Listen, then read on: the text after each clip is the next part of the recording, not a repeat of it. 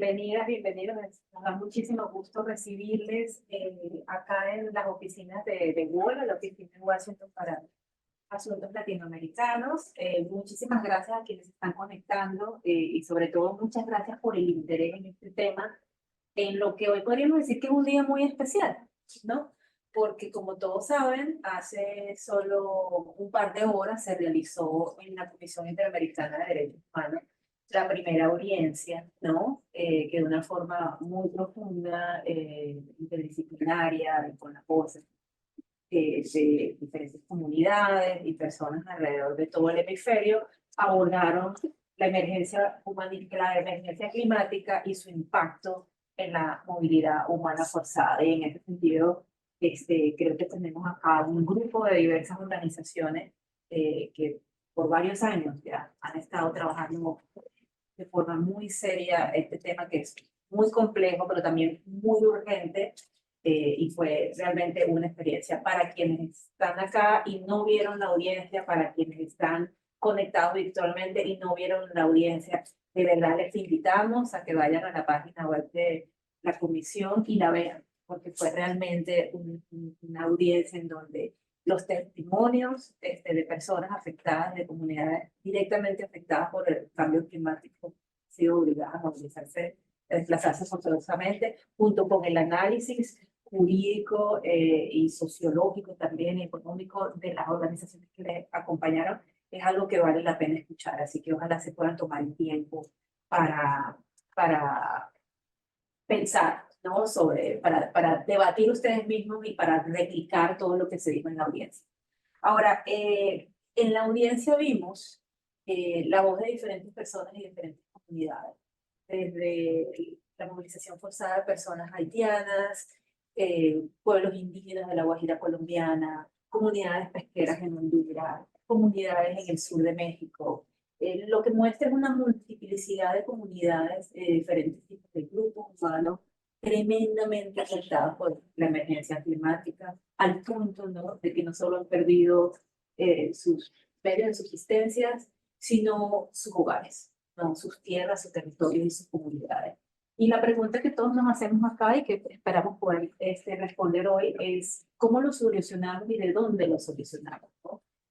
¿Cuáles son las buenas prácticas? ¿Cuáles son los vacíos? Y sobre todo, ¿qué nos dice el derecho? Porque también estamos rodeados de muchísimas personas que trabajamos en estos temas de los derechos humanos sobre esta situación y cómo podemos tener mejores abordajes. Entonces me complace muchísimo tener este grupo tan selecto de panelistas, personas a quienes respetamos y queremos muchísimo, y yo quiero pues dar la bienvenida a todas las panelistas, al panelista, y comenzar con Viviana Kristechevy, que bueno, no necesita presentación ni en Washington ni en las Américas, pero todos saben, es la directora de CEGIL, y creo que hay que reconocerle a CEGIL el tremendo liderazgo que ha ejercido, ¿no?, en la reflexión y en la búsqueda de estándares jurídicos sobre el tema del cambio climático y derechos humanos. Así que quiero darte la palabra, Viviana, y además agradecer el trabajo de CEGIL, primero por lo que están haciendo en este tema, la solicitud de la opinión consultiva ante la Corte Interamericana, y por convocar este evento con Gola y haber también incluido la audiencia. Gracias por estar. Muchísimas gracias, Carolina. Muchísimas gracias a todas y todos por acompañarnos y por su interés en el tema. La verdad que el trabajo en este área es un trabajo que venimos desarrollando desde hace muchísimos años, pero específicamente el trabajo de movilidad y emergencia climática no hubiera sido posible sin nuestra compañera y querida colega Gabriela Oviedo, que lideró parte de nuestra delegación en la audiencia de la Comisión Interamericana. Y también invitarlos a que vean esa hermosa audiencia de hoy a la mañana. Y voy a hablar de manera muy breve acerca de algunos de los desafíos que presenta la emergencia climática para los derechos humanos. Como ustedes saben, tiene un gran impacto la emergencia climática sobre el derecho a la vida, a la salud, a la alimentación, a la propiedad, al agua. El impacto de la emergencia es un impacto muy desigual. si bien nadie está exento de ser tocado por las afectaciones de la emergencia climática, el riesgo del impacto sobre algunas personas, comunidades, pueblos y naciones es mucho mayor. Y el derecho internacional de los derechos humanos nos puede proveer una lente para mirar las situaciones, entenderlas, pero también para acelerar algunas de las respuestas frente a los desafíos de la emergencia climática en particular, y también para la situación de aquellas personas que se ven forzadas a migrar o desplazarse por causa de la emergencia climática, como vamos a estar viendo en detalle a continuación. Voy a dar un par de elementos de contexto para enmarcar las presentaciones que van a seguir, y esto tiene que ver con las consecuencias de la movilidad en el contexto de la emergencia climática que afecta a tantos millones de personas, de comunidades, pueblos, naciones, a través de los impactos generados por fenómenos de rápida evolución y también de lenta evolución, ¿no? Desde situaciones como incendios, huracanes, como temas de megasequías o aumento del nivel de los mares.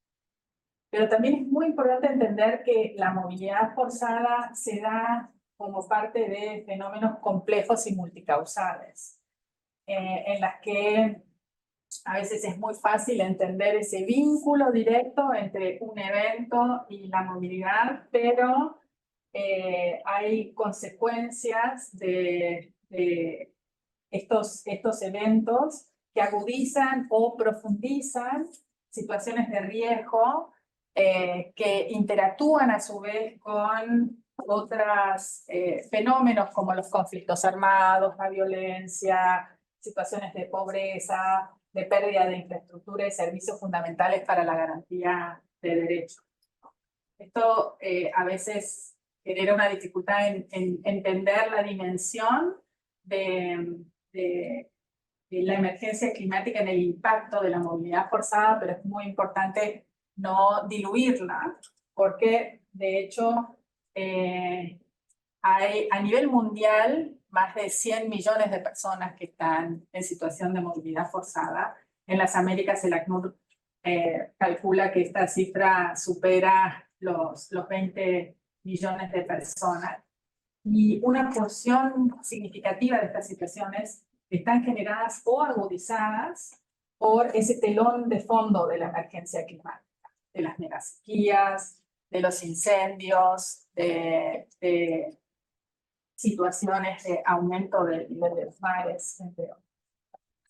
Adicionalmente, la movilidad forzada afecta primordialmente en las Américas a personas que tienen menores recursos económicos, a minorías étnicas o raciales, y las condiciones de hecho de la movilidad generan impactos diferenciados sobre las mujeres, sobre las y los niños, y sobre pueblos indígenas en particular.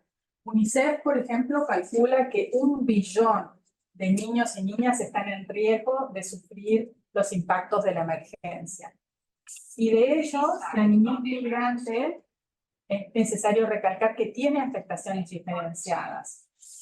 Ello porque hay una serie de vulnerabilidades asociadas a su condición, pero también a la situación de sus padres y cuidadores y a la falta de sistemas de cuidado que generan una serie de factores de predictibilidad, de riesgo, de violencia, de deserción escolar, de falta de acceso a la salud. Entonces aquí hay un tema a recalcar.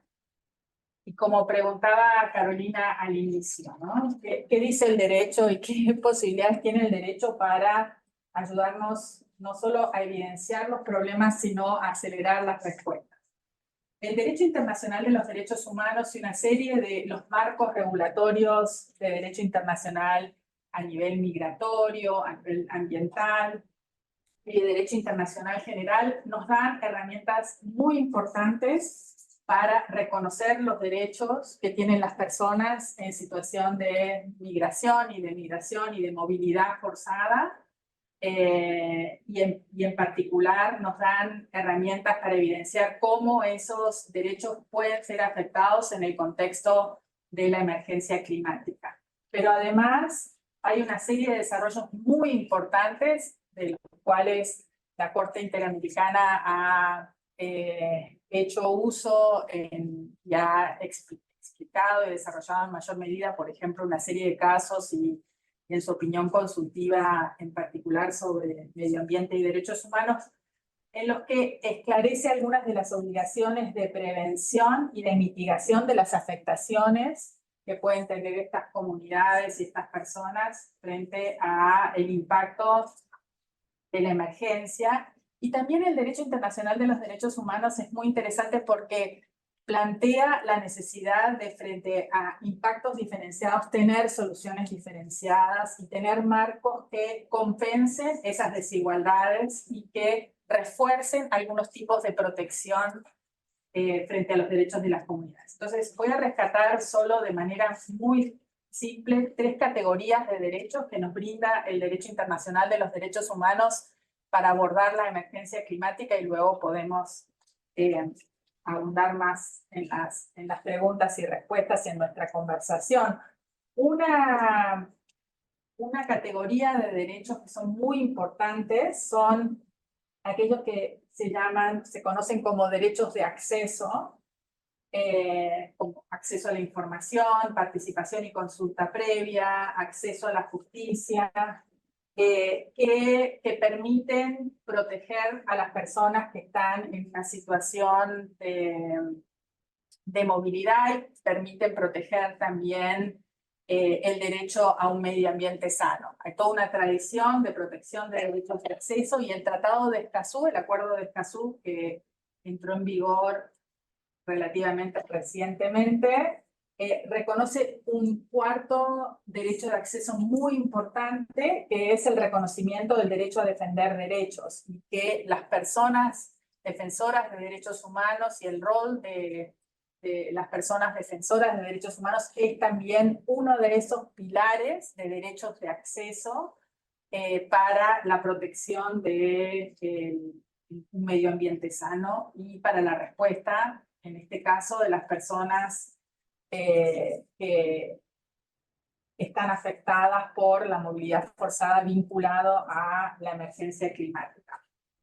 Hay mucho para abundar en este sentido, pero quisiéramos destacar que Escazú, por ejemplo, tiene obligaciones específicas de generación de información y de notificación oportuna a las comunidades, para que sepan qué es lo que tienen que hacer, tanto frente a situaciones de emergencia, de desarrollo rápido o lento.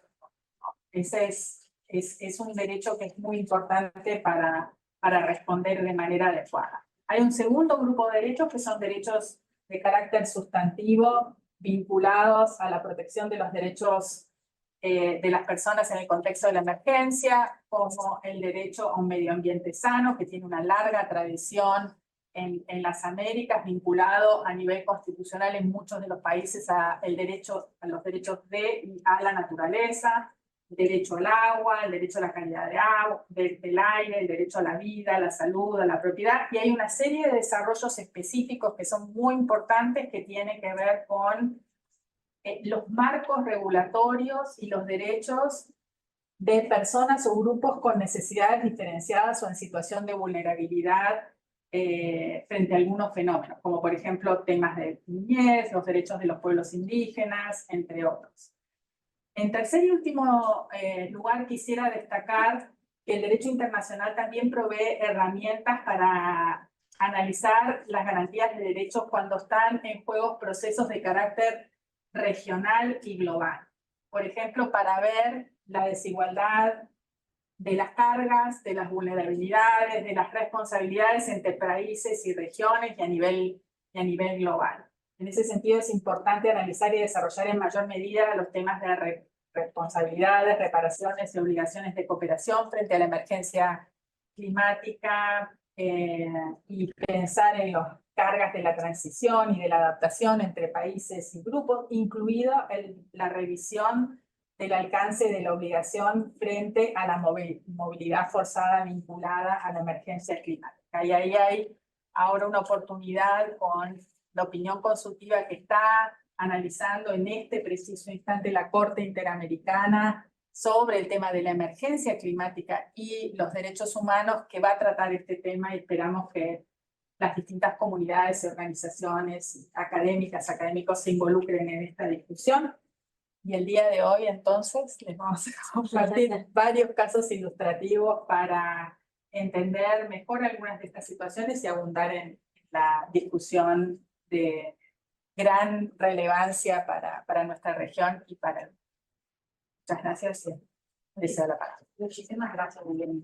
Es súper necesario, súper importante seguir andando en el tema del derecho como respuesta, ¿no? Ante un fenómeno que es global y que está, pues, afectando a todos y a todas de maneras diferenciadas, pero de una forma muy real y muy profunda. Y yo creo que no hay nadie mejor que Guadalupe Cobos para hablarnos, ¿no? Justamente de cómo afecta esta realidad a las comunidades. Guadalupe es integrante en la comunidad El Bosque, ¿no? De Tabasco, al sur de México. Muchos la escuchamos hoy en la audiencia. Y creo que es realmente importante escuchar el testimonio de alguien que viene de una comunidad que el mar, ¿no? Ha desplazado, porque desgraciadamente no es solamente la situación de tu comunidad, Guadalupe, sino de muchas comunidades, ¿no? Entonces, bienvenida, muchas gracias por estar acá y te esperamos. Y para quienes están en línea, creo que olvidé decirlo, ¿no? Vamos a recibir preguntas y respuestas, así que ahí está el Q&A, para que por favor, si tienen alguna pregunta, vayan escribiéndolas y no la vamos a tener al final de las presentaciones. Pero en la audiencia te decían Lupita, entonces también acá te vamos a, si te parece bien, te vamos a decir como en México las Guadalupes, Guadalupe es bien conocida. Muchas gracias por estar acá y muchas gracias, gracias por el espacio. Sí, efectivamente, Guadalupe Cobos es mi mamá. Ella ha liderado todo esto. Entonces, yo soy Lupita Mayoral, que el día de hoy vengo a compartirles un poco de lo que se vio en la audiencia. Bueno, soy Guadalupe, mi comunidad se llama, perdón, Lupita, mi comunidad se llama El Bosque, y se llama de esta manera porque en esa comunidad existía una línea de pinos que era lo que le daba el nombre. Algo raro que los pinos estén en medio de una playa, pero existían. Mi comunidad ha sido liderada por mujeres. Realmente todas las portavoces han sido mujeres. Ellas han tenido que salir a luchar. Hemos estado en una situación muy difícil. El nivel del mar ha aumentado. Con ello ha venido la erosión costera. Realmente nosotros no sabíamos qué era lo que estaba pasando. En 2019 empezamos a ver el aumento del mar, pero para el 2022, 25 de diciembre, ya habíamos perdido casas, escuelas, iglesias, y pues la mayoría de ellos, incluso las esperanzas de tener un futuro mejor. Entonces, llegaron asociaciones civiles con nosotros y ellos nos empezaron a hablar de lo que era el cambio climático. Realmente estábamos ignorantes en este tipo de situación. Implementaron talleres, abrimos oídos también a lo que estábamos pasando y ni modo, tuvimos que aceptar que nuestra geografía iba a desaparecer, que no había marcha atrás y que teníamos que migrar hacia otro lugar. Pero ahora la pregunta era, ¿a dónde? ¿Cómo le hacemos? Empezamos a tocar puertas y realmente nuestros gobiernos solamente obtuvieron por lo común, el silencio, hasta que se ingeniaron a hacer una rueda de prensa y empezar a optar por lo mediático, y a través de lo mediático fue que pudimos ser escuchados por el presidente actual, pero eso fue gracias a que un periodista en la mañanera se atrevió a ser el portavoz de la necesidad y de la situación que estaba pasando en mi comunidad. La espera ha sido muy lenta y ha sido muy caótica. Es muy desesperante ver a los niños que no tienen la esperanza de una educación, aún cuando es un derecho. Ese derecho no lo tenemos. Es triste ver que las personas enfermas, como aquellas que tienen diabetes, mi mamá es diabética, se han tenido que quedar sin el sustento de sus medicinas, sin la insulina. ¿Por qué? Porque aparte de eso, sus refrigeradores se echaron a perder porque no teníamos luz. Entonces tampoco tenemos ese acceso. No tenemos un sistema de salud como tal para ellos. ¿Por qué? porque ellos tienen que acudir a un centro de salud, el cual existía en la comunidad, que el día de hoy ha dejado de operar. Entonces, por cuestiones también ahí de protocolos del sistema de salud, tampoco han tenido acceso a ello. Entonces, mi comunidad del día de hoy está vulnerable en todos los sentidos. Vulnerable en temas de derecho, vulnerable en temas del cambio climático, en muchos sentidos. Sin embargo, ha venido una promesa, que es la promesa de la reubicación, y con ella pues han llegado la esperanza. Llegó la esperanza, pero también es un sinsabor. ¿Por qué? Porque algunas familias no entraron en el padrón de la reubicación. Entonces tenemos familias que están fuera de esa esperanza de tener sus casas. Es muy difícil solventar una renta. Esas familias han tenido que salir a solventar una renta. Por ejemplo, el caso de Doña Tani. Doña Tani es una integrante de la comunidad del Bosque, que lamentablemente este año ella pues falleció y falleció en un cuarto de renta esperando ser reubicada. Una de las mujeres que ha estado en esta lucha y que difícilmente pues lamentablemente tuvimos que darle el adiós. Entonces también mi comunidad ha estado vulnerable incluso en eso, ¿no? Incluso hasta en la muerte ha estado vulnerable, porque se tuvo que hacer una colecta para poder pues cumplir con todos estos protocolos funerarios. Es muy difícil ver a una comunidad sufrir de esta manera.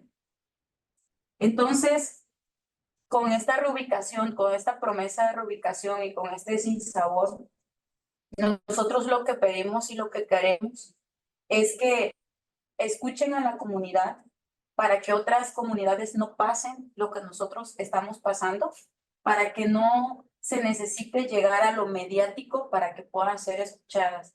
Sé que, por ejemplo, en el caso de Cedeño, en Honduras, en Colombia también, en el caso de Colombia, han sido comunidades que están pasando estragos también por el cambio climático y que ni siquiera han sido escuchadas.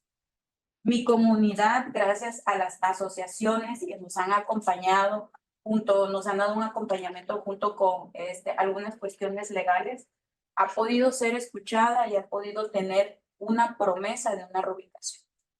Pareciera que al final del túnel hay una esperanza y entonces nosotros queremos transmitir eso, que el bosque sea un precedente de lo que ocurre con el cambio climático, que se tomen acciones necesarias para que otras comunidades no sufran lo que nosotros estamos sufriendo, que realmente se tomen en cuenta los derechos humanos básicos, salud, educación, acceso al agua. No hay agua, es algo tan irónico. De un lado tenemos río, del otro lado mar, y no hay acceso al agua potable. Entonces, no queremos que otras comunidades pasen esta situación. A final de cuentas, yo siempre he dicho, todos somos seres humanos y si no hacemos algo, en algún momento, de alguna u otra manera, vamos a sentir los estragos. Entonces, imagínense ustedes que nosotros nos quedamos sin pasado, realmente. Ahora, imagínense ustedes que se queden, que les pase este tipo de situación, que un día no encuentren la casa de su abuela donde ustedes pudieron compartir el café, que un día no encuentren ustedes la iglesia que compartieron con su familia los domingos, por ejemplo. Por ejemplo, yo no puedo ir a mi escuela primaria y decir una frase que un maestro siempre me decía: estudia, niña, que la ciencia del saber es tu mejor amiga. Yo no se lo puedo decir a mis sobrinos, no le puedo dar ese ejemplo porque esa escuela ya no existe, desapareció, se la tragó el mar. Entonces, imagínense ustedes que les pase eso. Entonces, nosotros no tenemos pasado, pero sí queremos tener un futuro. Y queremos que las nuevas comunidades no pasen por esta situación. Gracias. Gracias a ti.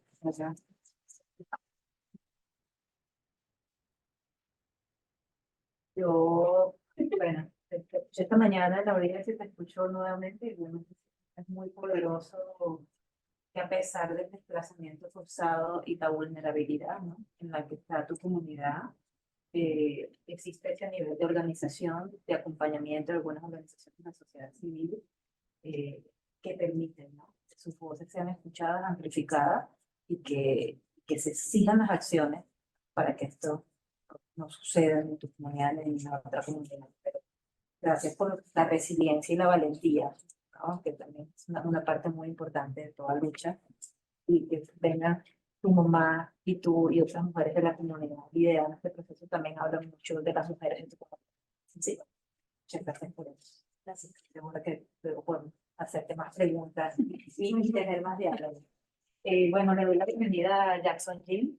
Muchas gracias, Jackson, por estar acá del Hemispheric Network for Haitian Migrants' Rights. Creo que es innegable que la crisis de migración forzada de personas haitianas ha impactado de diferentes maneras a toda la región.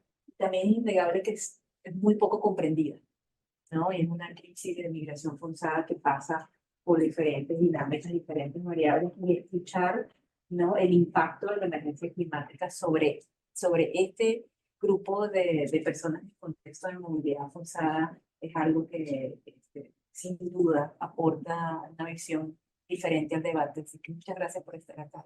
No, gracias a usted.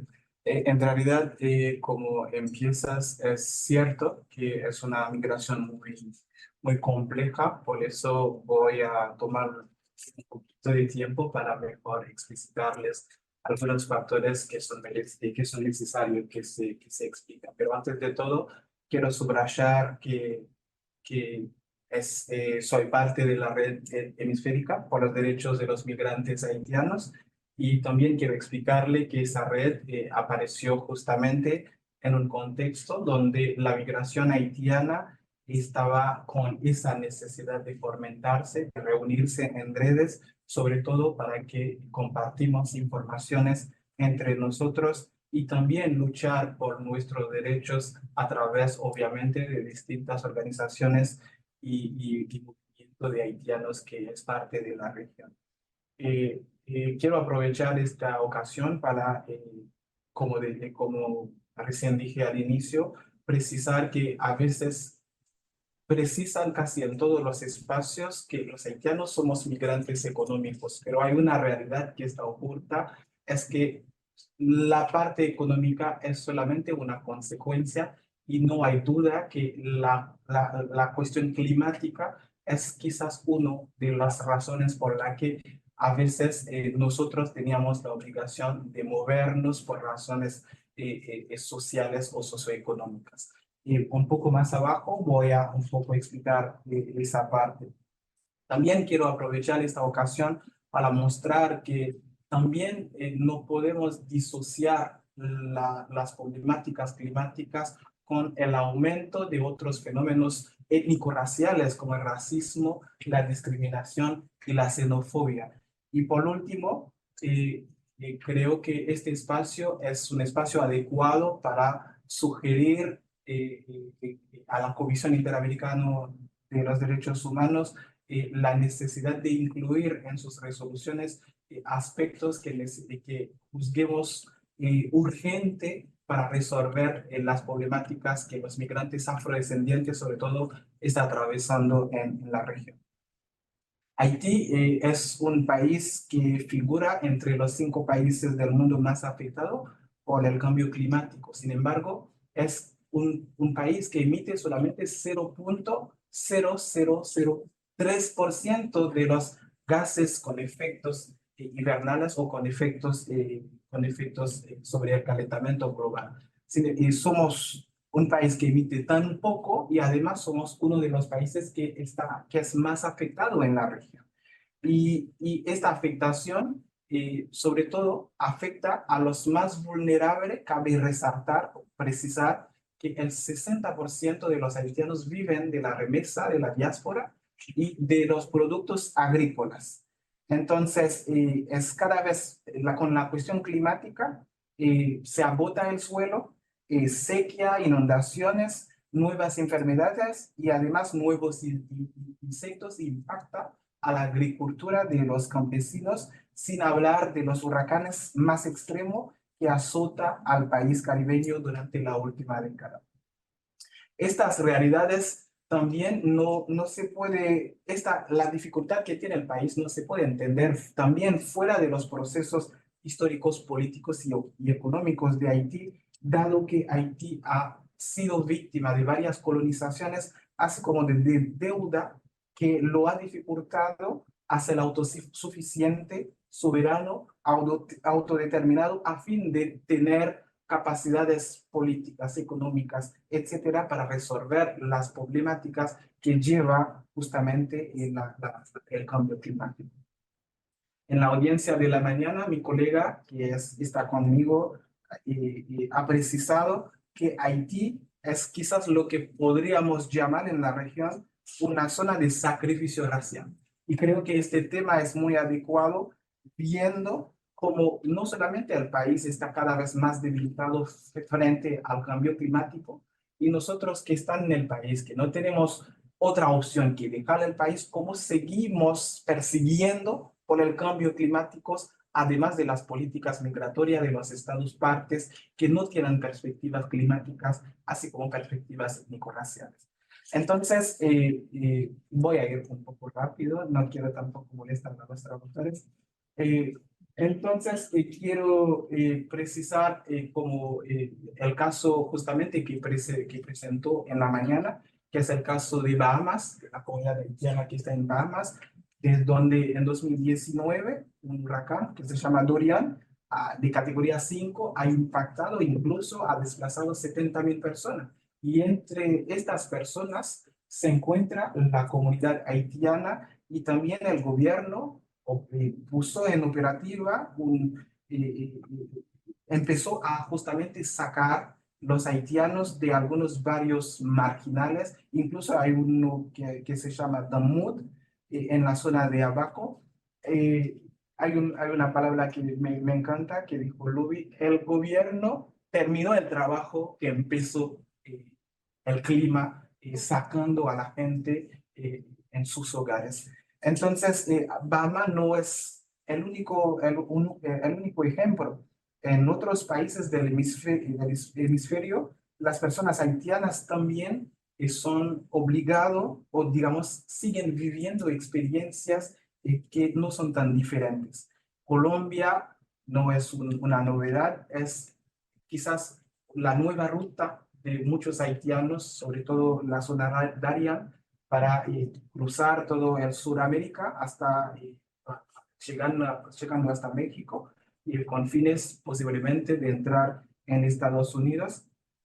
Hay estudios claros que han demostrado que el clima tiene impacto y peligra un poco más la ruta. Incluso tenemos casos nosotros como referentes de haitianos fallecidos en el camino, y hay evidencia de que el cambio climático hace más peligro esta ruta. Tenemos incluso los datos de la ERA5, que es un sistema de análisis climática de quinta generación, y además tenemos también informaciones que son analizadas durante el COP28, donde demuestra cómo el cambio climático aumentó el flujo migratorio de parte de los migrantes, incluso a los haitianos. Repito, como dije al inicio, los haitianos no somos migrantes que salen del país por causas múltiples, y dentro de las causas no podemos excluir las razones climáticas. Y también no queremos, no queremos también abogar en este espacio por el Estado de Haití, porque sabemos también que el Estado de Haití no cumple su parte, o digamos su compromiso para fomentar políticas públicas sobre políticas climáticas y ambientales para favorecer a los haitianos a tener una vida mejor, y no estar obligado a dejar el país por solamente problema de sequía o problema de huracanes. Por eso creo que es necesario, en mi conclusión, precisar que la Comisión ha reconocido los desafíos particulares y la discriminación que los haitianos en movilidad han enfrentado a través de la Resolución 2/2021, y también ha llamado a redoblar los esfuerzos de los estados para luchar contra la xenofobia y la discriminación. También la Comisión ha alentado la aparición de protecciones como la Declaración de Cartagena a los haitianos. La mayoría de los estados todavía no aplican a Cartagena de los haitianos, tampoco la Resolución 2/2021. Por eso queremos, entre las sugestiones, que es menester que también haya espacio donde los estados partes deben enfrentar a la sociedad civil para poder justamente evaluar sus políticas públicas en materia migratoria y también exigirle que sus políticas migratorias tengan una perspectiva étnico-raciales, lo que hace falta sobre todo en sus políticas. También queremos sugerir que agreguen o que obliguen a los estados digamos, poner criterios en las visas y tampoco la forma para regular a los migrantes por razones climáticas. Y esto es justamente lo que pasa en Argentina. No tenemos criterios a veces adecuados para tener nuestras documentaciones. Entonces, creo que es necesario.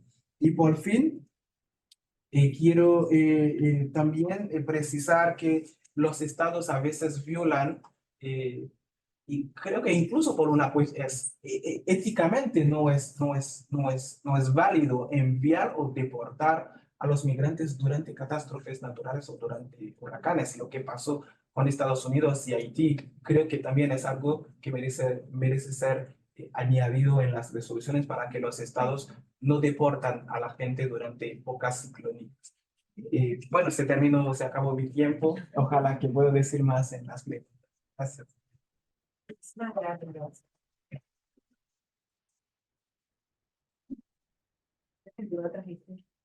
Otra perspectiva súper necesaria, ¿no? Gracias. Cuando discutimos políticas migratorias, sabemos que las políticas migratorias son ciegas al género y definitivamente a todos los aspectos étnico-raciales, y es tremendamente importante tener esta discusión. Gracias a quienes ya nos están enviando preguntas a través del Zoom. Les invitamos a que continúen enviándolas. Ya tenemos algunas arrajitas para ser respondidas una vez que terminemos el panel. Por eso creo que es una muy buena transición, ¿no? De Jackson a Marisol Aguilar Contreras, que viene de México, de Educación contra el Racismo MX, ¿no? Y que hoy en la audiencia también hizo un gran énfasis en la necesidad de hablar del racismo ambiental, ¿no? Y parte, ¿no? De todo el proceso de justicia climática que se vive en la región, y creo que sin duda alguna es un concepto de que también se discute poco, ¿no? Pero sí, esperamos que puedan conversar más con nosotros. Muchísimas gracias primero por la invitación y pues a Tequila y a Bola, ¿no? Que han estado pues impulsando que empecemos a hablar ya de racismo ambiental como tal o de racismo, ¿no? En la región. Entonces, pues un poquito hablando de qué es el racismo ambiental, para enmarcar a lo mejor que estas historias podrían estar bajo este concepto, ¿no? Es que normalmente se habla de esta carga desproporcionada que experimentan las comunidades indígenas, afrodescendientes y racializadas. Y aquí es siempre bien importante hacer una acotación, ¿no? Pero cuando estas comunidades se enfrentan a la degradación ecológica.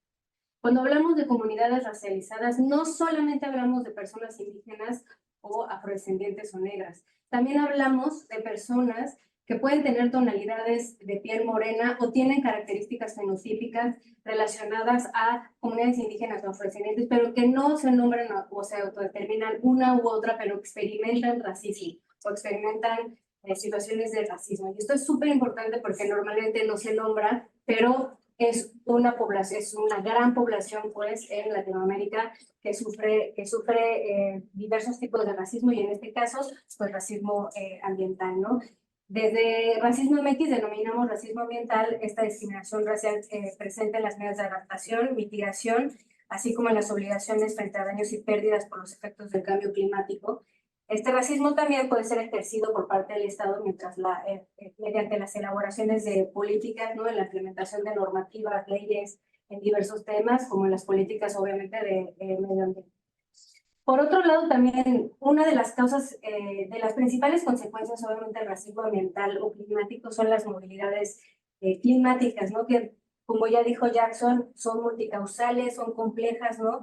Y bueno, se pueden nombrar de diversas formas. Puede ser migración climática, ¿no? Pero acá en la migración, pues es voluntario, puede ser voluntaria, adaptativa o incluso transfronteriza. También se le puede llamar refugio ambiental o personas refugiadas ambientales, ¿no? Pero acá se da en lo político, ¿no? Y se puede dar en algunas situaciones no necesariamente relacionadas con el cambio climático, sino también relacionado al sistema de protección legal, ¿no? Desde el refugio. Pero en consonancia, pues, con otras organizaciones, cuando hemos hablado de este tema, pues hemos pensado que a lo mejor lo más adecuado, ¿no? Para llamar esta consecuencia puede ser personas desplazadas climáticas, porque implica un carácter forzado, no voluntario, porque puede ser transfronterizo o no, implica una serie de obligaciones para los estados, que esto es lo importante, enfocadas desde la prevención de las causas del desplazamiento como medidas contra el cambio climático y sistemas básicos de protección legal de esta degradación ecológica. Pero para comprender un poco el por qué el desplazamiento forzado en contextos latinoamericanos tiene una íntima relación con el sistema de opresión racista, es necesario aclarar que pues, el sistema racista es histórico y estructural y que se materializa en los estereotipos y prejuicios de diversos grupos poblacionales, como de comunidades indígenas, afrodescendientes, negras y racializadas, en conductas discriminatorias de forma reiterada, generalizada y con base en varias categorías protegidas de discriminación, y en este caso, como señala también Jackson, características étnico-raciales como el tono de piel, la indumentaria, la lengua, el acento, el fenotipo, etcétera, ¿no? Y todo esto opera pues bajo una relación desigual de poder. También es importante decir que a diferencia, por ejemplo, de Estados Unidos o de Brasil, en el resto de Latinoamérica se exacerbó esta narrativa racial conocida como el mestizaje, ¿no? Siendo el asimilacionismo, ¿no? Una forma de despojar a todas las comunidades indígenas de sus historias y a las personas afrodescendientes de su cultura para que prevaleciera la europea y la occidental. Mientras que en Estados Unidos y en Brasil el segregacionismo y la exclusión fue la regla, ¿no? En América Latina se buscó eliminar estas diferencias públicas y privadas para que, pues, supuestamente se civilizara a la gente atrasada.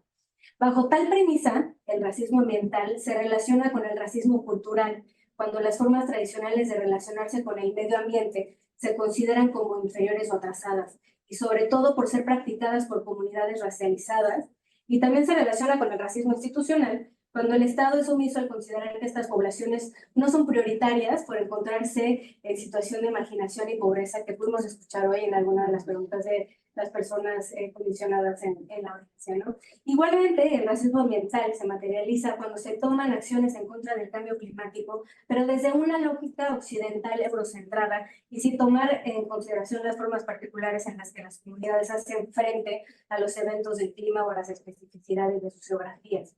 En este sentido, podemos entender que las movilidades humanas, la migración y el desplazamiento climático, aunque son multicausales, existen factores sociales y políticos como el racismo ambiental que también ocasionan migración. No obstante, como ya lo señalamos, el desplazamiento climático está vinculado a factores que obligan a las personas a moverse de manera forzada. Y entonces los términos migración climática y refugio climático podrían ser problemáticos porque solo van a nombrar ese carácter transfronterizo de la movilidad, pero van a ignorar el carácter multicausal, ¿no? Del cambio climático, que lo considera como un evento neutral, ¿no? O natural. Sin embargo, el desplazamiento climático se enuncia en términos de exigibilidad jurídica para poder tener mecanismos de protección a las personas en esa condición. En las últimas décadas, el cambio climático se ha entendido a partir de un concepto absoluto del cual se afirma que todas las personas somos responsables. No obstante, esto es incierto, ya que el cambio climático afecta en mayor medida a poblaciones indígenas, afrodescendientes, negras y racializadas que han sido segregadas históricamente en función del racismo histórico del que han sido víctimas. Estas comunidades, a pesar de ser las que menos contaminan a nivel mundial, se ven expuestas a una mayor vulnerabilidad debido a la carencia de respaldo estatal, limitaciones en oportunidades, dificultades en el acceso a servicios educativos, salud, así como la disminución de recursos y otros beneficios como lo dice Lupita. Esta situación se deriva de la marginación infligida por las élites racistas dentro de sus propios países o por las metrópolis capitalistas que ejercen control sobre ellas. De hecho, La colonialidad mantiene la jerarquía de poder establecida durante las épocas coloniales mediante la institucionalidad, los sistemas económicos, conocimientos y ordenamientos geopolíticos. En palabras de la doctora Farhana Sultana, el colonialismo persigue el pasado, presente y futuro a través del clima. Los legados de la violencia colonial perduran no solo exacerbando la degradación ecológica, sino también aumentando la peligrosidad de los eventos meteorológicos como los ciclones, inundaciones o intrusión marina. La violencia estructural del colonialismo se profundiza y las vulnerabilidades se afianzan y algunas vidas de ecosistemas se vuelven desechables y sacrificables, alimentados por las causas, las actuales fuerzas estructurales. Por lo que el racismo ambiental también está presente en las medidas de adaptación, mitigación, así como la reparación de las pérdidas y daños relacionados con el clima. Por ejemplo, las lógicas coloniales en modelos de conservación resultan normalmente en el despojo de comunidades indígenas, afrodescendientes, negras y racializadas de sus territorios, como lo hizo el gobierno de Haití, sacando o terminando lo que hizo el cambio climático. Bajo dicho contexto y sumándose las desigualdades estructurales, se conforman zonas de sacrificio racializadas ubicadas en la primera línea de los impactos del clima. Así, las opciones de las personas que ahí habitan se reducen a la decisión de permanecer y sobrevivir a los efectos del cambio climático o bien desplazarse de manera forzada, ya sea dentro o fuera de las fronteras. Esto último en un contexto de movilidad humana en la región latinoamericana, también marcada por la violencia y discriminación racial. En los países del sur global existe una probabilidad 79 veces mayor de ser víctima de desastres naturales en comparación con los países del norte global. Además, estos desastres tienden a afectar de manera desproporcionada a las poblaciones más marginadas dentro de dichos países, como nos demostró el caso del huracán Katrina en Nueva Orleans en 2005. Durante ese desastre, el 75% de la población afectada fue de origen afroamericano, principalmente infancias y niños, subrayando así la vulnerabilidad de estos grupos frente a eventos catastróficos. Desde el Observatorio de Racismo en México y Centroamérica, hemos documentado que, debido a la racialización de determinadas nacionalidades y las características étnico-raciales de las personas que se movilizan, se vuelven víctimas de actos como perfilamiento racial, como la investigación y las detenciones arbitrarias, así como la destrucción de sus documentos por agentes de inmigración, policía o ejército, que terminan siendo la puerta de entrada para diversas violaciones de derechos humanos, además de las ya criticadas por el cambio climático. Finalmente, el racismo MX creemos que combatir el cambio climático implica la reparación de las profundas e históricas desigualdades raciales insertadas desde la colonización, pero también la descolonización debe construir una comunidad y solidaridad que fomente relaciones reparadoras, la ética del cuidado y la restauración de la humanidad. No hay un único plan para descolonizar el clima, ya que la descolonización es un proceso y no un acontecimiento, es un continuo desaprender para volver a aprender, y por eso creemos que aún estamos aquí. Muchas gracias, Cristina. Yo creo que tocaste muchos puntos, ¿no? Pero sin duda,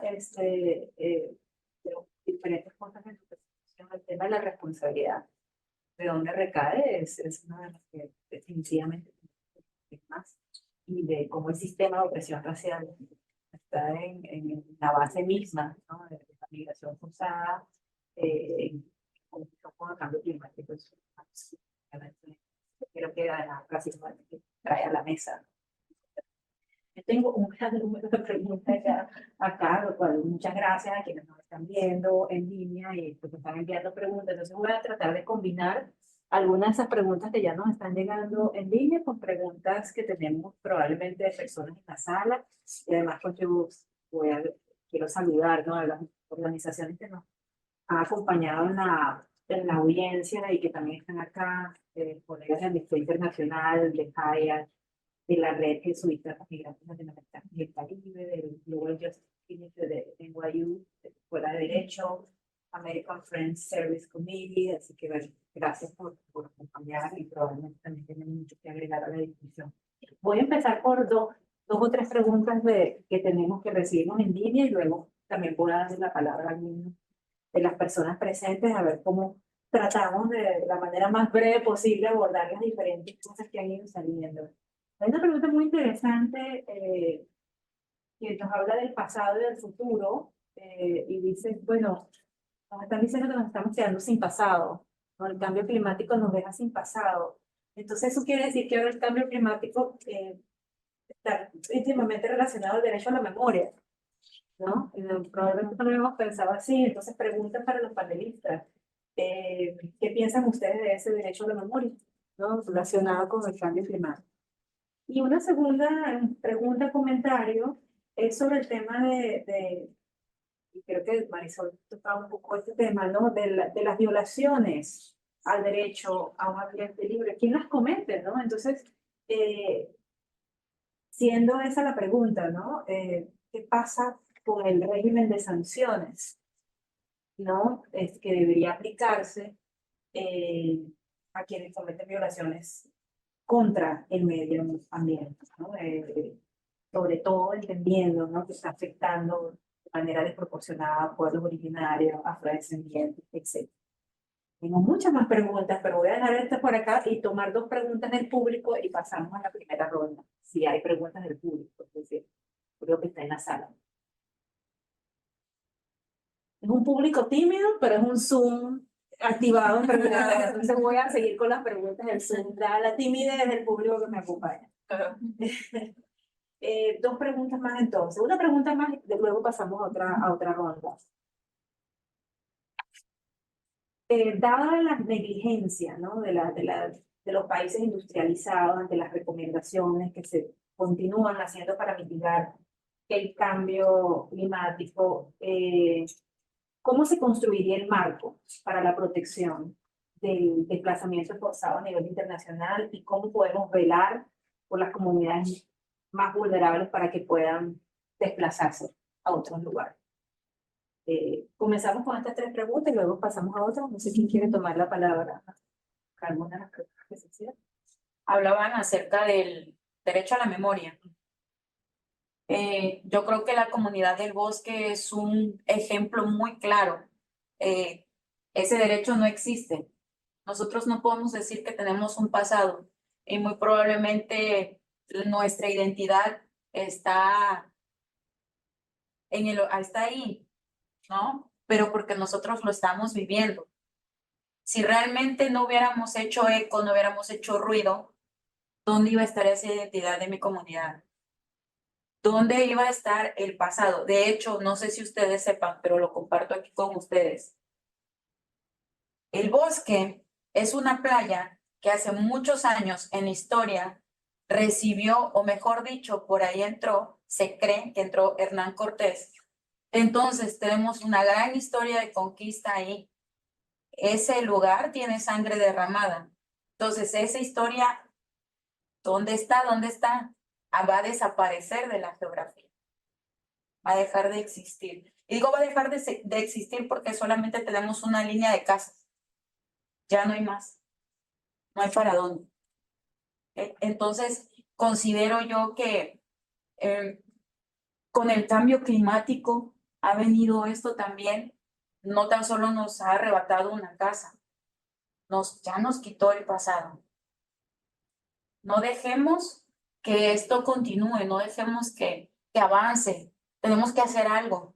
Ya ahorita, como lo comentaba yo en la audiencia, es que nos dicen cambio climático y nos imaginamos al osito polar allá sufriendo el deshielo. No, ese es un efecto que en su momento fueron los primeros que empezaron a sentirse, pero ya nos llegó, ya está aquí. El mar le está tocando la puerta a la casa de mi hermano. ¿Ok? Mañana puede ser de otra manera que les toque la puerta a ustedes. Entonces yo se lo dejo ahí en el contexto que sentirían ustedes si no tuvieran pasado.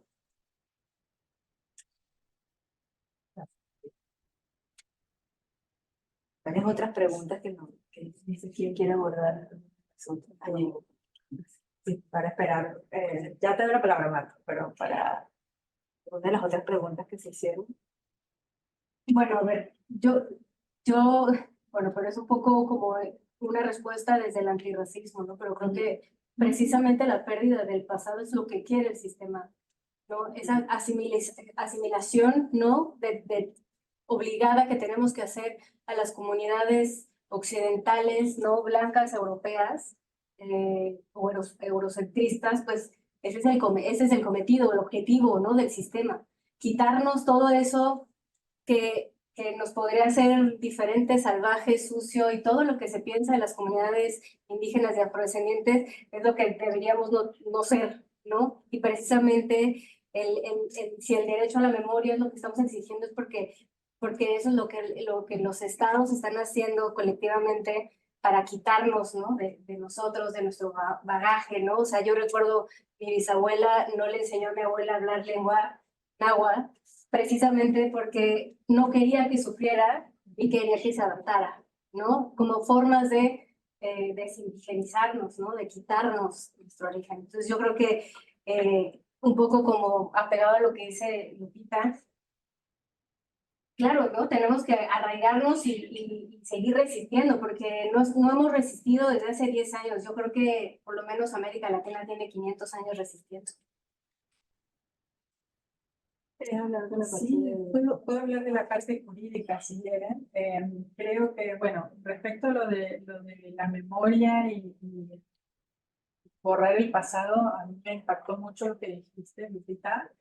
Y me parece que sí, que se borra el pasado y que se borra una manera de vivir también, unos espacios que son los espacios que tienen, que hablan y que abrazan comunidades de modos de vida y salir en unas poblaciones costeras. Nosotros lo hemos visto también en la defensa de derechos al territorio de pueblos indígenas. No es lo mismo vivir ahí que vivir en otro lado, digamos. No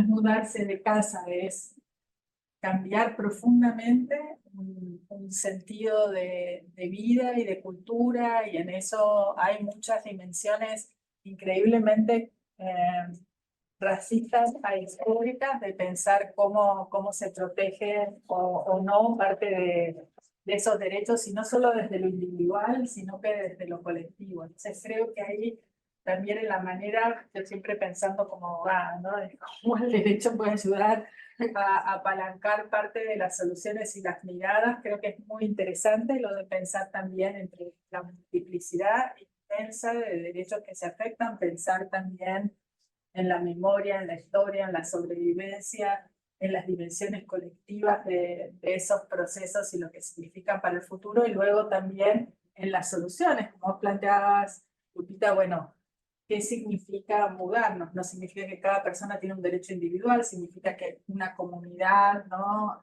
Puede decidir también cómo va a tomar una serie de medidas y cuáles son los espacios que le gusten o no le gusten a otros, pero cuál es la voz y el derecho que va a tener para participar y para ser cuidada en todo ese proceso. Cuál es la información con la que va a contar, cuál es la voz con la que va a tener, si va a tener o no derecho a vetar o no vetar ciertas propuestas, la manera en la que eso se va a construir en esas dimensiones.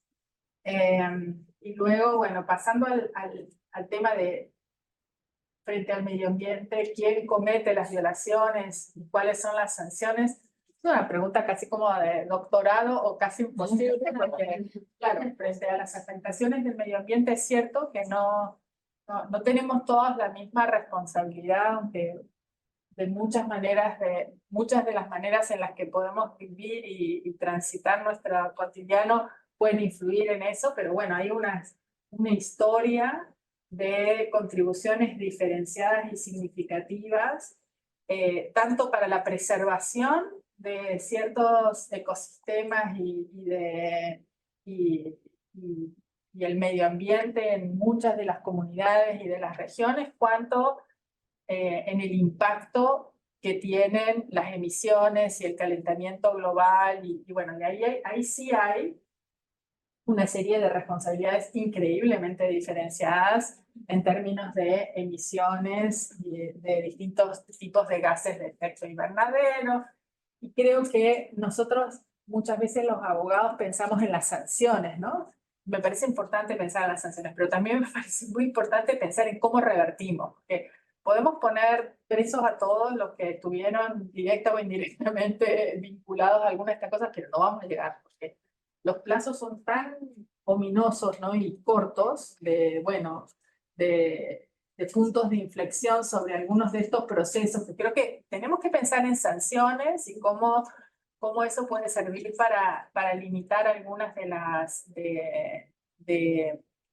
los niveles de emisión, cómo pueden limitar, por ejemplo, la deforestación, aumentar el deshielo, no sé, miles de cosas de contaminación también, que pueden tener efectos menores o mayores sobre el cambio climático, pero tenemos que también pensar de manera súper urgente cómo aceleramos ya las cosas que permitan bajar ya los niveles más grandes de emisiones que limiten el aumento de las temperaturas del mundo, por una parte. Y por otra parte, y eso es ir hacia limitar de manera drástica, significativa, eliminar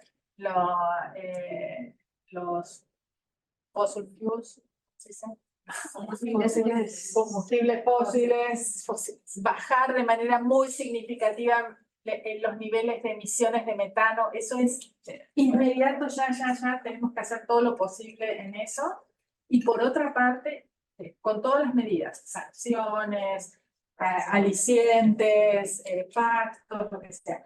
Por otra parte, yo creo que a nuestra región nos toca también preservar todo lo que tiene que ver con lo que ayuda a compensar también el cambio climático. Y eso es, bueno, si hay un gobierno que decide que va a ir a por los glaciares porque ahí hay minería, qué sé yo, oponernos a eso. Si hay gobiernos que dicen, bueno, nosotros vamos a hacer pilas de carreteras y no sé qué, y no nos importa, y lo deforestamos todo y lo pavimentamos y no sé qué, pero eso también es parte de la contribución significativa que nosotros podemos hacer. Creo que ahí hay un aspecto de sanciones, hay un aspecto de control social, que es todo lo que estamos haciendo y de debate, y hay un aspecto de acelerar las políticas a nivel no solo nacional, sino a nivel regional y global, ¿no? ¿Eso? Sí, bueno, quería añadir algunas cositas sobre lo que dijo mi colega. Sobre todo mi respuesta está acerca de las sanciones. Quería aprovechar la ocasión también para subrayar un simple hecho, es lo que justamente está pasando entre República Dominicana y Haití. Y la única cosa que nosotros desde la red podemos observar son notas de preocupaciones de parte de la comunidad internacional. Y esto creo que me hace pensar, quizás es también la necesidad de tener estos espacios para empezar a decolonizar algunos conceptos, dado que los conceptos a veces nacen en un contexto a veces totalmente diferente, y creo que lo ha precisado muy bien mi compañera. Hasta hoy en día las sanciones son totalmente simbólicas, son presiones mediáticas y nada más. Y incluso hay debates en materia de derechos humanos que hay algunos especialistas que están preguntando si existe realmente el derecho internacional o relaciones de fuerza solamente. Porque Que no vamos a con esa pregunta. Para concluir, una de las razones por la que solamente digamos, plantee esta cuestión es porque observamos que los derechos internacionales que tienen la gente son aplicables cuando pueden ser capitalizados políticamente por otros países para justamente presionar a otro. Y es lo que pasa en República Dominicana. Estados Unidos tenía otro interés, presionó a República Dominicana y por lo menos bajó el nivel de discriminación que estaba justamente aplicando hacia los haitianos. Por tanto, resurgió otra vez debido a que los campesinos en el centro no pueden conseguir agua para regar sus jardines, y decidieron con iniciativas de la diáspora captar un poquito de agua en el río que se llama Río Masacre, que pasa justamente entre Haití y República Dominicana. Y República Dominicana usó esto como excusa porque según un acuerdo bilateral entre Haití y República Dominicana debería estar informado de cualquier iniciativa que está tomando en este río. Pero las historiografías demuestran que este acuerdo había firmado cuando Haití y República Dominicana estaban bajo la ocupación de Estados Unidos. Así que Estados Unidos firmó un acuerdo con Estados Unidos y ahora estamos luchando por este acuerdo. Entonces creo que este espacio es un espacio también para poder decolonizar las resoluciones de la Comisión Interamericana de los Derechos Humanos. Gracias, Jackson. El derecho internacional de los derechos humanos sí existe. No tendría que pero no, totalmente. Miren, tenemos muchas preguntas todavía por Zoom, pero quiero dar un espacio también para que tengamos preguntas de quienes están aquí en la sala, tratar de hacer las preguntas bien concretas para que luego ver si podemos también responder algunas, las que todavía continúan en Zoom. Con dos manos levantadas, Exacto, Romero. Buenas tardes para todos y para todos. En el sentido de la intervención de Jackson, mencionó que Colombia y el cruce del tapón del Darién, la selva del Darién, es uno, digamos, de los caminos invisibles, visibles, que son utilizados por más de 111 nacionalidades por el tema de inmigración. Quisiera preguntar al panel, a la mesa de expertos, ¿cómo se podría dirimir las controversias de la responsabilidad internacional de las afectaciones de la gente que cruza el tapón del Darién, que no es Panamá, no es Colombia, pero tampoco es Panamá? O sea, las comunidades indígenas que viven ahí son comunidades indígenas binacionales. La autoridad que funciona dentro de la selva son mafias llamados guías. En Colombia sí existe, por ejemplo, una para que se registre la gente. Si la gente quiere registrarse antes de pasar. Entonces, ¿qué pasa con los que inician el recorrido, sufren algún accidente, no lo quiera fatídico en el transcurso y llegan a Metetí y no son recibidos para prestarles ayuda humanitaria ni salud, sino que son detenidos en un centro de detención de migrantes? Ellos no van a hacer nada más a Panamá que tomar un bus para subirse a Costa Rica y continuar con todo el paso por Centroamérica. Entonces, ¿cómo hacer para que, no sé, los dos, ponerle una lupa más internacional de cooperación para encontrar un responsable de las personas que hay ahorita? Porque pues sí, está también las afectaciones de la gente que hace el tránsito migratorio, pero también la huella ecológica que queda por la migración. O sea, la gente cree que cruzar la selva baile de 5 o 10 días, pero empieza a despojarse en el trayecto y toda la huella ambiental también que queda. O sea, ¿cómo empezar una dirección para encontrar un responsable? ¿Cómo activar esa cooperación internacional para ayudar a esas nacionalidades? Pero muchas gracias. La pregunta Bueno, muchas gracias por el panel y por la audiencia. Quisiera una pregunta.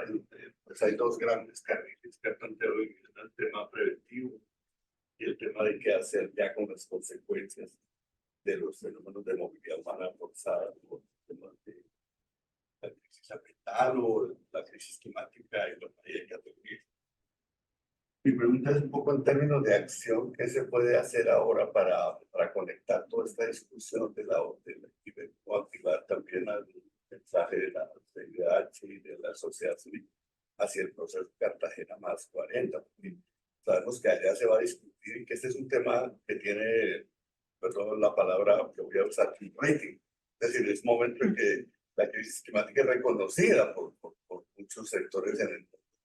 El relator había dicho desplazamiento transfronterizo supranacional, ampliar la definición de la Declaración de Cartagena, un protocolo facultativo, etcétera, a la Convención del 51, pero todo eso va en la línea del estatuto de la protección internacional de refugiados. Entonces, ¿cómo hacemos para aprovechar el momento de Cartagena más 40 sabiendo que hay interés de mucha gente en que se sean uno de los temas importantes de esta discusión? O sea, vamos a probablemente que proponer un plan de acción frente a este tema en el marco de, como usualmente se acostumbra en el marco de las conmemoraciones de Cartagena más 40. Y dos, creo que el régimen no se puede. Es cierto que la migración forzada, digamos, el desplazamiento forzado, el refugio, pues desde el punto de vista que son forzados son parecidos, pero los estatutos de protección son distintos. ¿Cuáles serían los estatutos de protección para desplazados y para refugiados que se podrían proponer?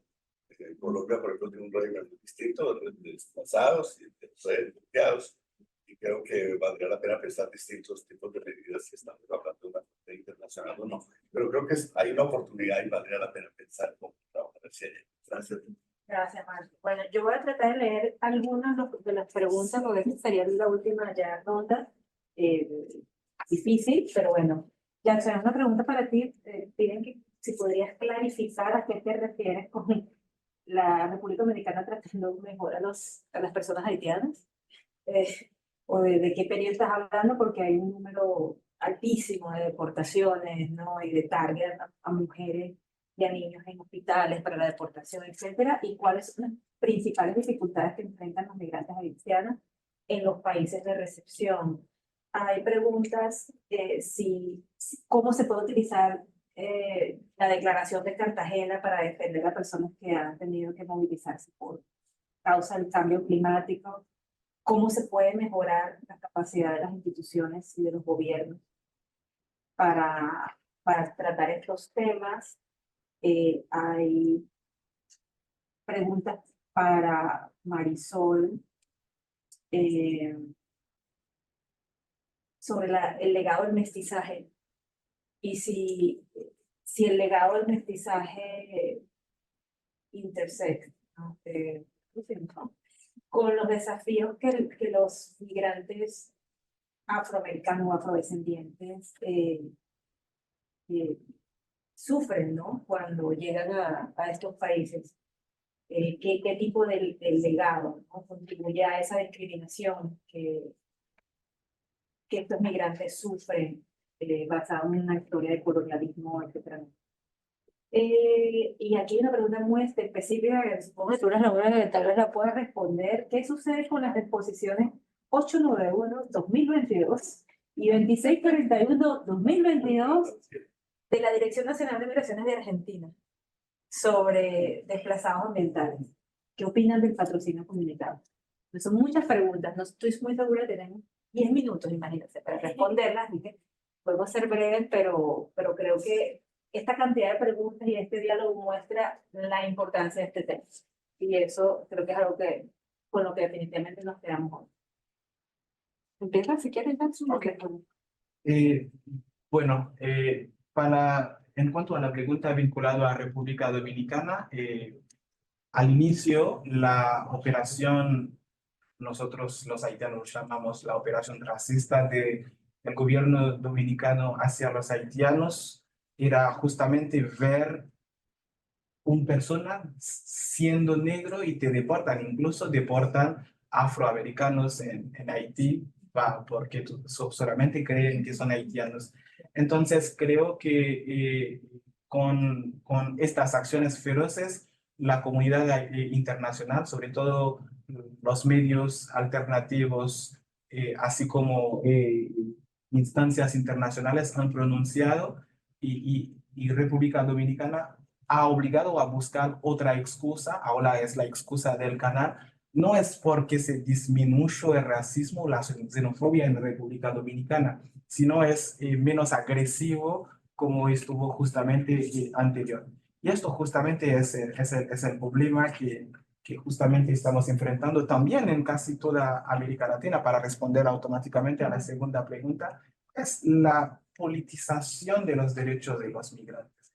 Se puede observar nosotros que el derecho que tenemos depende del gobierno que está en el poder. En República Dominicana no hay duda que es la única forma que el gobierno puede capitalizar digamos, el odio hacia los haitianos para poder ganar los contenciosos electorales. Y esto nos pasa en Brasil. En 2004, Brasil es quizás el único país en 2004 que había tenido una visa humanitaria para los haitianos. Pero después del cambio del gobierno, los haitianos empezaron a irse de Brasil porque la política cambia, porque la administración cambia. Justamente es lo que está pasando en Argentina. La política, o digamos, la administración política cambia los discursos cambian, el discurso de odio, el discurso racismo, etcétera, y empezamos a encontrarnos en situaciones peligrosas en la ruta de Darién, etcétera. Y quería tocar también un punto que subrayó la compañera. Creo que no tengo respuesta acerca de cómo se puede resolver la cuestión de, digamos, el camino que están tomando los migrantes, sobre todo haitianos, que a veces es un espacio conflictual en materia de derechos internacionales, pero lo que sé es que cada vez que la migración es menos punitivista, las decisiones, es más fácil para resolver las cuestiones de derechos. A veces los migrantes, que sea punitivista o no, vamos a cruzar. Entonces, si los gobiernos o los estados quieran que nosotros cruzamos de forma segura o que nuestro derecho sea respetado como ellos han comprometido, que faciliten el acceso a ingresar o a cruzar de forma digna y de forma respetuosa. Es lo que quiero decir. Gracias. Y bueno, sobre el problema del mestizaje en América Latina, sí es todo un tema, ¿no? Porque el racismo jerarquiza cuerpos, pero no los jerarquiza sabiendo los detalles específicos de cada persona, sino que más bien uno en la normalidad va y racializa a la gente, o cuando vemos a alguien entrar a algún lugar seguramente pensamos, esta persona así, asado, no sé qué. El racismo se comporta así. Y en los países latinoamericanos el mestizaje obligó, ¿no? Como hace rato lo mencionaba, a desindigerizarnos, a despojarnos de nuestros orígenes, de nuestras historias, etcétera, para blanquearnos, es decir, para aspirar a ser de cierta manera. Entonces, obviamente, la racialización, o sea, la migración está racializada, totalmente. Y en México tenemos ejemplos bien específicos y muy concretos, ¿no? Cuando, bueno, tenemos obviamente esta diáspora y grupos de comunidades haitianas que han subido hacia México desde Chiapas y que tienen en nuestro país por lo menos en promedio de 3 a 4 meses cada persona para buscar un refugio. Cuando pasó pues, lo de Ucrania, se recibieron varias personas ucranianas en México y subieron nuevamente a Tijuana, donde normalmente ahí hay una población muy grande de personas haitianas esperando su refugio. No obstante, pues tienen condiciones diferentes. Obviamente, los campamentos donde están las personas haitianas son campamentos precarios, ¿no? Sin derecho a nada práctico. Pero cuando llegaron a este grupo de personas ucranianas, pues sí que tenían refugios muy específicos con agua, con electricidad, ¿no? Incluso con zonas para poner animales, ¿no? Si llevaban a sus perros, etcétera. Y las personas duraban no más de un día, 2 días por mucho para poder entrar a Estados Unidos. Es decir, sí que hay políticas de Estado, ¿no? Y así hay que decirlo muy directo, que deciden quiénes sí pueden entrar para que puedan estar y conjugarse, ¿no? Con su propia comunidad y quiénes no. Y eso se llama racismo, ¿no? Racismo institucional. Entonces, el mestizaje hace que todas las personas, tanto a nivel personal, estatal, ¿no? Institucional, etcétera, pues replica este racismo. Y el mestizaje es una de esas políticas que sigue funcionando. El racismo se adapta, ¿no? Y evoluciona como nosotros hemos evolucionado, ¿no? A lo largo de la historia. Entonces, ese es un ejemplo, ¿no? O otro ejemplo, por ejemplo, Argentina o Costa Rica son 2 estados, ¿no? De la región que pues tienen estas historias donde al parecer la blanquitud o la blancura es lo que predomina en estos estados. Sin embargo, eso no es la realidad, ¿no? Las historias de mestizaje, las políticas nacionales de mestizaje que son de estado han podido, ¿no? Quitarles, despojar a las comunidades de sus propias historias. Entonces, sí es un gran problema y obviamente a la migración, bueno, obviamente le aplica muchísimo y causa muchísimos estragos y problemas porque es la puerta de entrada a múltiples violaciones a derechos humanos. Y yo me sumo, por ejemplo, a lo que dice Jackson, ¿no? Porque se pregunta, bueno, ¿qué se puede hacer, no? Y ya hablamos a lo mejor de hacer un grupo de trabajo, ¿no? Específico para ver el tema de desplazamiento, ¿no? Y cambio climático, etcétera, pero siempre sin olvidar que los actores principales son los que deberían de estar y decidir.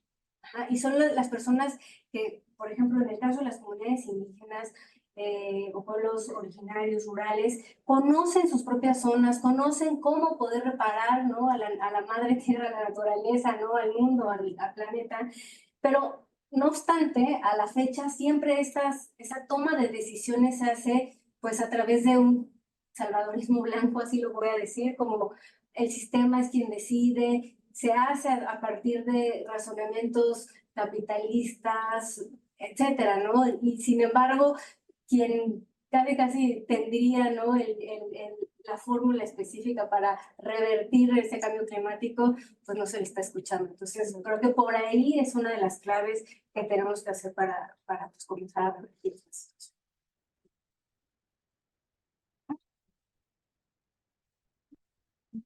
Yo lo único que puedo decir es como frente a lo de Marco, Cartagena más 40 puede ser una gran oportunidad para discutir estos temas, mantenerlos y además porque hay algunos de estos temas que necesitamos discutirlos con los estados porque van a ser los que van a tener las posibilidades de tomar algunas de las decisiones que se necesitan para avanzar. Entonces creo que sí es muy importante que veamos de estos procesos que siguen, en qué medida podemos intersectar con algunos de esos procesos para poner sobre la discusión y también proponer soluciones que permitan avanzar de una manera que sea razonable y teniendo en cuenta todo este marco de derechos frente a los derechos no solo de las personas con todas nuestras situaciones y condiciones, sino también pensando en lo colectivo, en las comunidades, en los pueblos, en las naciones también. Y frente a Argentina hay un marco que se avanzó en el gobierno anterior sobre estos temas de visado humanitario y desplazamiento y cambio climático, que fue muy importante. Hemos visto con los cambios de gobierno que las políticas cambian y se ponen, digamos, generalmente con algunos tipos de gobierno se inclinan a posiciones mucho más regresivas con los marcos y con las prácticas migratorias, entonces no sabemos cuánto se va a mantener esa política. Algunas de las últimas declaraciones del presidente sobre temas de derechos y personas que son o no nacionales y otras, no nos dan un panorama esperanzador para nada, ¿no? De hecho, creo que es un área de preocupación porque Argentina sí ha sido un país que mantuvo una política de puertas abiertas bastante generosa, pese a las limitaciones que tiene en muchos aspectos del marco legal, incluido el marco de respuesta a migración y emergencias climáticas. Creo que eso va probablemente a cambiar para todo podría indicarse, ¿no? Todo depende de lo que nosotros La hagamos resistencia. cambiar. No está determinado. Nosotros vamos a hacer nuestra parte. Bueno, sí, son las 2:30, nuestras intérpretes se tienen que ir, así que tenemos que cerrar este espacio, pero yo quiero cerrar dándole la palabra a Lupita para que nos dé un mensaje para cerrar este evento. Me encantaría si pudieras tú cerrar con un mensaje para quienes nos escuchan en Zoom y para quienes nos escuchan acá en la sede de Bola. ¿Perdón?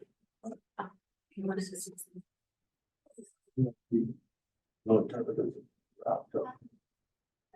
The interpreters are rested. Sorry about that, but we can stay in there. Yeah. Thank you, sorry. Bueno, pues más que nada el mensaje sería a las comunidades que el día de hoy están pasando por esta situación.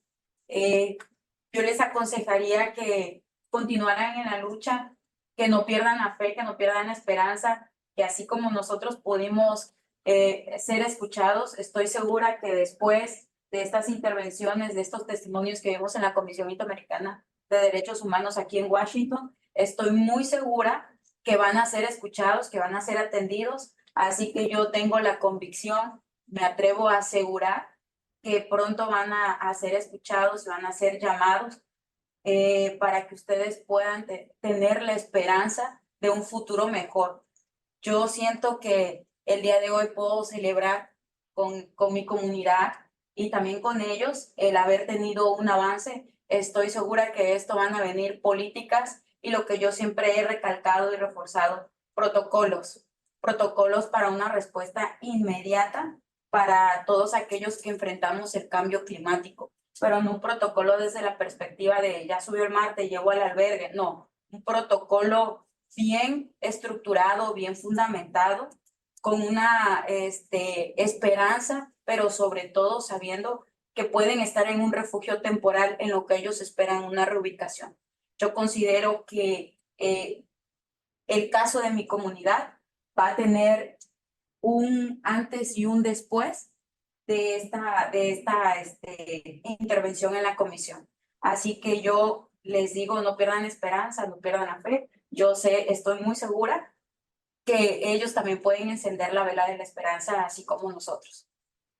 Lupita, Viviana, Jackson, Marisol, muchas gracias y muchas gracias a todas las personas que nos escucharon. Gracias. Gracias.